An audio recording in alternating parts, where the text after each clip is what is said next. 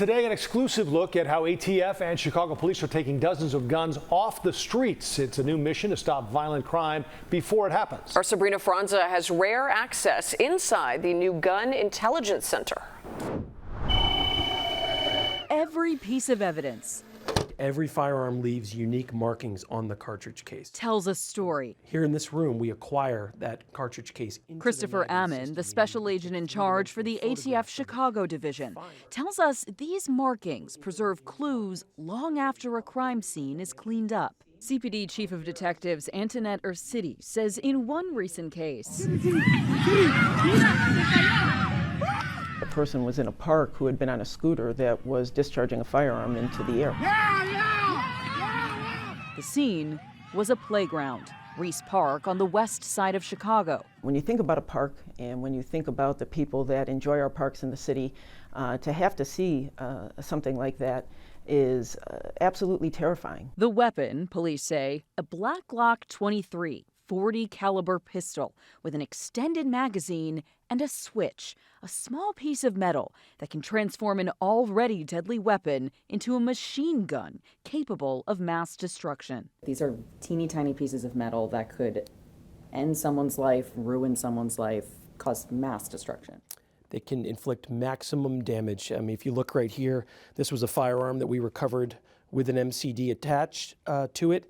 And you had a 50-round drum magazine. So he had the ability to unload this entire magazine, 50 rounds, within 2 seconds. Prosecutors say Eddie Arguelles, who was taken into custody after that shooting in Reese Park, was also teaching others how to install and use them on social media, a clue uncovered at ATF's Crime Gun Intelligence Center, or CGIC, a collaborative mission that brings together CPD, ATF, and other law enforcement agencies in the same room with prosecutors, where they use evidence like this shell casing to find and charge the city's most violent criminals and repeat offenders.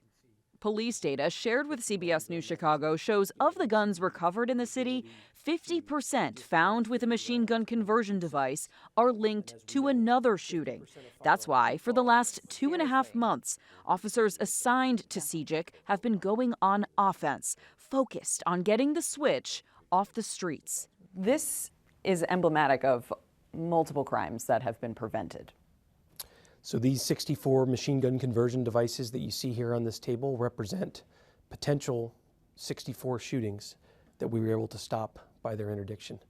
Across the room, a pile of 171 firearms. When you look at this pile of guns that's in this room, what that means is these are not in the hands of criminals that are going to hurt anybody without a second thought. Together, officers at CGIC have arrested 41 suspects during the course of their recent multi-week mission. Arguelles is one of them.